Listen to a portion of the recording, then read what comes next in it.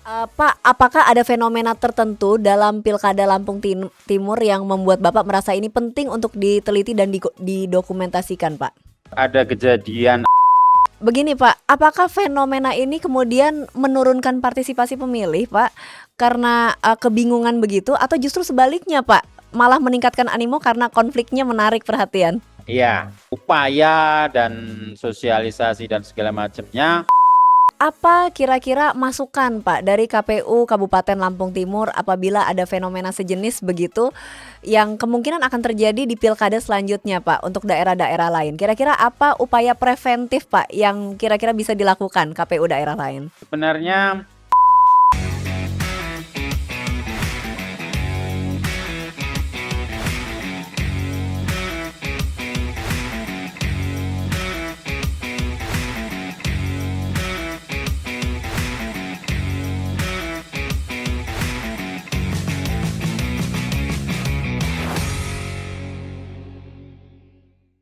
Halo teman pemilih, apa kabar semuanya? Semoga teman pemilih dalam keadaan sehat dan tetap semangat.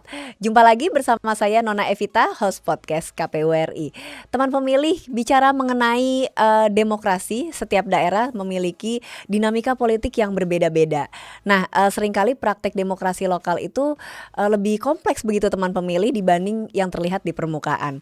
Episode kali ini kita akan melihat demokrasi bukan hanya dari sekedar tataran teori, tetapi juga dari realitas di lapangan melalui pengalaman empiris dari penyelenggara pemilu. Nah, pengalaman dan pembelajaran tersebut kemudian sudah terdokumentasi dengan baik di buku yang akan kita ulas pada episode kali ini, berjudul, ini bukunya nih, judulnya Pilkada dan Kontestasi Lokal, Potret Dinamika Sosiopolitik Lampung Timur dalam Pilkada Serentak 2024.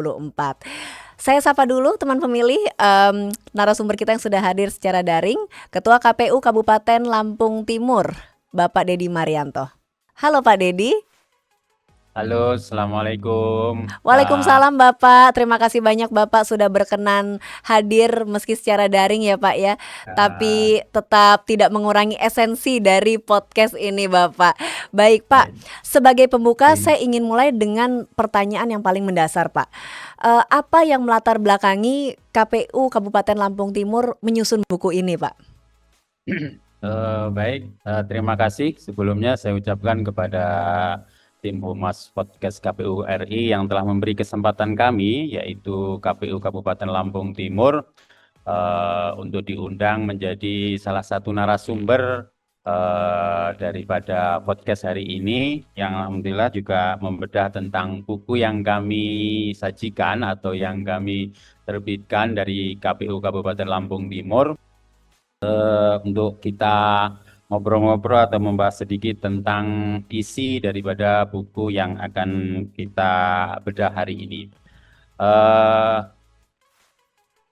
Mbak atau Ibu yang saya hormati, yang melatar belakangi kenapa kami, khususnya KPU Kabupaten Lampung Timur ini, menerbitkan atau mencatat buku ini agar, yang pertama yaitu eh, sejarah ya.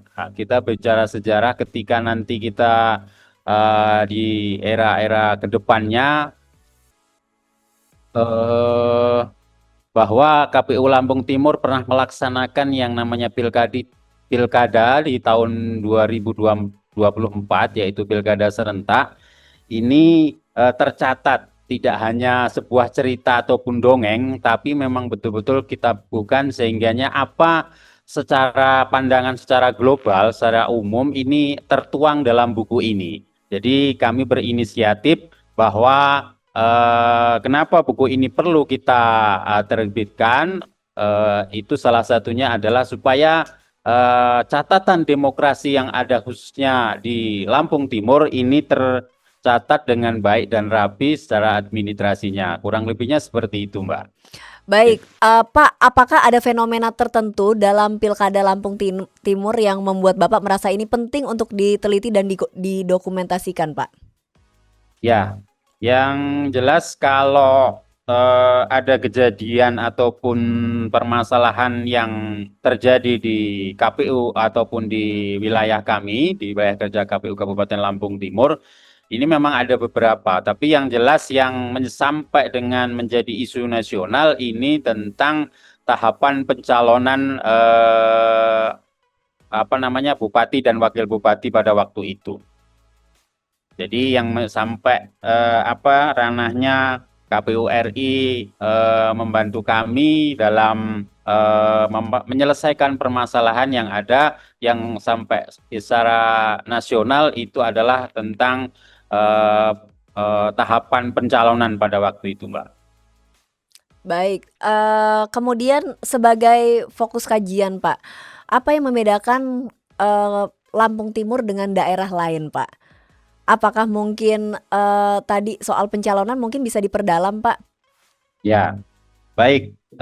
Kaitan pencalonan karena pada waktu itu kami memang sangat luar biasa kejadian yang ada di KPU Kabupaten Lampung Timur karena memang pada waktu itu ada 2 calon yang mendaftarkan dirinya di KPU Kabupaten Lampung Timur. Akan tetapi salah satu calon ini ternyata dari apa namanya salah satu partai pengusungnya ini masih tercatat ataupun masih ada dukungannya ke salah satu calonnya. Jadi pada waktu itu saya jelaskan bahwa calon yang pertama adalah Ibu Ella Siti Nuryama dan yang kedua adalah Pak Dawam Raharjo selaku incumbent juga. Nah, salah satunya kenapa menjadi isu nasional karena pada saat pencalonan Bapak Dawam ini ternyata beliau partai pengusungnya yang akan mengusung beliau untuk menjadi kan calon bupati dan wakil bupati di KPU Kabupaten Lampung Timur ini ternyata masih tercatat mendukung yaitu di dukungan daripada Ibu Siti Ella Nuryama. Jadi double lah bahasanya seperti itu. Akhirnya dengan aturan yang ada, kami KPU Kabupaten Lampung Timur bahwa bersikukuh karena kalau dukungan ini belum dicabut ataupun belum diundurkan dari KPU RI-nya, maka secara otomatis ini tidak bisa. Ini secara aturan tidak bisa dilanjutkan. Oleh sebab itu, tetapi mereka tetap berpedoman bahwa salah satu partai ini sudah tidak mendukung lagi, artinya sudah mendukung kepada Pak Dawam Raharjo. Kurang lebihnya seperti itu, Mbak. Sampai isu-isu mencuat lah menjadi isu nasional sehingganya menjadi pemerhatian khusus di KPU Kabupaten Lampung Timur, khususnya dari KPU RI pada waktu itu, Mbak. Wah, ini menarik ya, Pak, luar biasa karena Ya, ini masuk dalam kategori dukungan ganda yang dilarang sebetulnya ya, Pak, ya. ya. Baik, kemudian, dengan adanya partai pengusung yang masih memberikan dukungan kepada salah satu calon, sementara calon lain juga mendaftar begitu, Pak. Bagaimana KPU Betul. Lampung Timur memastikan begitu, Pak, bahwa syarat calon dari partai tersebut, kemudian memenuhi ketentuan administrasi yang berlaku? Ya, pada waktu itu memang tekanan politik dan lain sebagainya yang kami rasakan pada waktu tersebut itu memang luar biasa, Mbak, di sini. Artinya kami tetapi di balik itu semua kami tetap berpedoman kepada aturan ataupun yang sudah ditentukan oleh KPU RI bahwa ketika masih ada dukungan partai tersebut belum artinya masih belum dicabut atau belum ditarik dari dukungan salah satu partai dari salah satu calon, maka secara otomatis kami pun ya tetap bersikukuh bahwa ini belum bisa. Tetapi pada waktu bergulirnya waktu sehingganya MK pada waktu itu mengeluarkan keputusan bahwa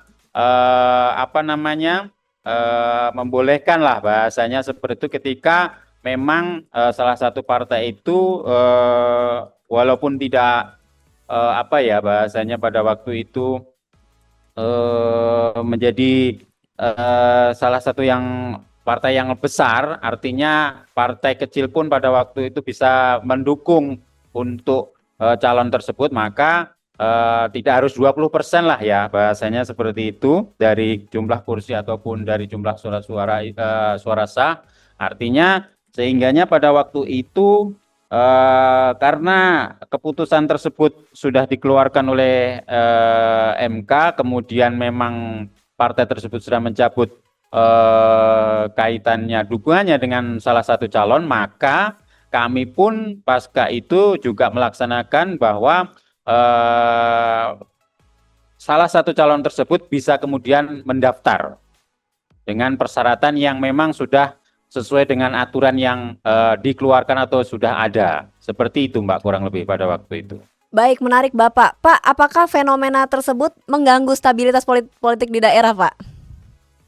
Ya, secara umum apa Bu ya, pastilah itu bahasanya KPU, karena begini Bu, isunya yang beredar di masyarakat itu KPU tidak mau menerima pendaftaran calon tersebut, padahal calon itu memenuhi syarat menurut sebagian besar. Tetapi sebenarnya secara administrasi semua juga harus tetap berjalan sesuai dengan aturan Bu. Tidak juga kemudian semerta-merta kemudian ya harus terima-terima saja, tidak. Oleh sebab itu, kami KPU Kabupaten Lampung Timur dengan adanya hal tersebut tetap melaksanakan aturan atau regulasi yang sudah ada, sehingganya sampai pada waktunya kemudian bisa menerima salah satu calon tersebut, kan gitu. Dengan administrasi memang yang sudah sesuai dengan aturan yang ada di KPU Kabupaten Lampung Timur ataupun dari KPU RI, seperti itu Bu. Baik, menarik Bapak. Pak, saya ingin mengaitkan fenomena ini dengan partisipasi pemilih begitu Pak. Betul. Begini Pak, apakah fenomena ini kemudian menurunkan partisipasi pemilih Pak karena kebingungan begitu, atau justru sebaliknya Pak, malah meningkatkan animo karena konfliknya menarik perhatian? Iya Mbak, jadi begini, secara upaya dan sosialisasi dan segala macamnya, setelah calon ini bisa kedua-duanya bisa mendaftarkan dan disahkan menjadi calon bupati dan wakil bupati, akhirnya perjalanan waktu ini kan kemudian melaksanakan kampanye dan lain sebagainya. Kami dari penyelenggara pemilu baik KPU maupun Bawaslu terus giat melaksanakan yang namanya sosialisasi kepada masyarakat khususnya. Tetapi lagi-lagi memang ini memang saya tidak tahu ini apakah karena ada sesuatu dan lain hal yang kemudian menyebabkan masyarakat atau para pemilih ini kurang berminat atau seperti apa, sehingganya sebenarnya ini tidak hanya KPU Lampung Timur saja Mbak yang mengalami penurunan, tetapi secara nasional juga sebenarnya saya melihat pemilu serentak ini juga mengalami penurunan. Tapi yang jelas KPU Kabupaten Lampung Timur memang secara data Mbak bahwa ada penurunan angka partisipasi masyarakat untuk menyalurkan hak pilihnya pada waktu tanggal 27 November 2024 pada waktu itu ataupun dalam pilkada serentak tersebut. Nah, memang banyak hal setelah kami diskusi dengan beberapa akademisi, terus tokoh masyarakat, tokoh-tokoh yang ada di Lampung Timur, ya ternyata tidak hanya fatal ataupun tetapi secara umum mereka yang tidak tahu ya menyalahkan kami KPU Kabupaten Lampung Timur lah, bahasanya penyelenggaranya kurang sosialisasi atau, tetapi sebenarnya tidak itu yang terjadi di masyarakat. Salah satunya ada yang mengatakan memang kejenuhan karena seringnya pemilu, pilkada, nyoblos terus lah, bahasanya seperti itulah Mbak. Tetapi kami sebagai penyelenggara pemilu tetap bertanggung jawab kaitannya dengan penurunan angka partisipasi dari masyarakat yang memang pada tahun 2024 Pak, ini memang kami angka partisipasi dari masyarakat dibandingkan dengan 2020 ini mengalami penurunan. Kalau di tahun 2020 itu sekitar 70 eh, 0,22%. Kalau di tahun 2024 ini angkanya menurun menjadi 64,13%, Pak. Artinya dari pilkada sebelumnya memang ada angka penurunan di KPU Kabupaten Lampung Timur. Tapi yang jelas kami dari KPU Kabupaten Lampung Timur ketika tahapan sosialisasi dan lain sebagainya itu sudah semaksimal mungkin. Tetapi memang lagi-lagi ini menjadi PR kita ke depan supaya ketika memang nanti pilkadanya ini akan harapan kami sih pilkada ini tetap pilkada langsung, Mbak. Ya, Iya. tapi memang hari-hari ini ada isu-isu yang memang pilkadanya tidak langsung lah bahasanya gitu. Tapi yang jelas KPU Kabupaten Lampung Timur ke depan tetap ingin meningkatkan partisipasi masyarakat agar partisipasi masyarakat ini ketika nanti melaksanakan pilkada langsung di tahun berikutnya, di tahun 2029 nanti bisa lebih meningkat lagi. Mungkin gambarannya seperti itu, Mbak, kurang lebihnya. Baik, luar biasa Bapak. Pak, ini kan kita tadi sudah membahas fenomena ya Pak ya. Nah, Betul. berarti apa kira-kira masukan Pak dari KPU Kabupaten Lampung Timur apabila ada fenomena sejenis begitu yang kemungkinan akan terjadi di pilkada selanjutnya Pak untuk daerah-daerah lain. Kira-kira apa upaya preventif Pak yang kira-kira bisa dilakukan KPU daerah lain? Ya, baik Mbak. Sebenarnya kaitannya dengan eh, apa namanya permasalahan yang terjadi kaitannya pencalonan tadi ini memang satu sisi ini ada hikmahnya bagi kami ya karena kami dengan adanya itu Mbak kita malah mendapatkan apa namanya penghargaan dari KPU RI kaitannya tentang teknik pencalonan itu menjadi nominasi pertama Mbak kalau nggak salah pada waktu itu Luar biasa Pak. nomor satu kaitan karena memang kami ya betul-betul bekerja sesuai dengan aturan dan tupoksi kami, Pak. Artinya aturan dari KPU RI itu seperti apa, kita telah sampai mendetil, sampai kita ya intinya dengan tekanan-tekanan politik di lokal ini yang sangat luar biasa, tetapi kami alhamdulillah masih bisa melewati itu semua dan akhirnya perjalanan pilkada di KPU Kabupaten Lampung Timur khususnya walaupun ada kaitannya dengan apa namanya permasalahan yang ada, tetapi kami masih bisa melewatinya. Nah, oleh sebab itu kami ke depan dengan adanya pengalaman bahwa tersebut kaitannya pencalonan ini ke depannya kalau memang masih ada pilkada langsung, ini tentunya ini akan menjadi atensi bagi kami, khususnya pada tahapan pencalonan, agar tidak terulang kembali, Mbak. Artinya permasalahan-permasalahan tersebut. Mungkin itu, Mbak. Jadi sekali lagi ke depan dengan adanya permasalahan yang pernah terjadi di KPU Kabupaten Lampung Timur pada waktu pencalonan, ini menjadi bahan refleksi kami ke depan supaya kami secara administrasi, secara aturan ini memang sudah sesuai. Tetapi kalau toh memang masih ada permasalahan berarti nanti kami juga akan berusaha bagaimana caranya supaya aturan-aturan ini betul-betul bisa dipahami tidak hanya kami sebagai penyelenggara tetapi juga masyarakat umum dan para peserta pemilu ini juga memahami itu ya artinya seperti itu Mbak. Baik, jadi masalah boleh ada, tapi bagaimana menyelesaikan tantangan-tantangan tersebut itu yang utama ya Pak ya.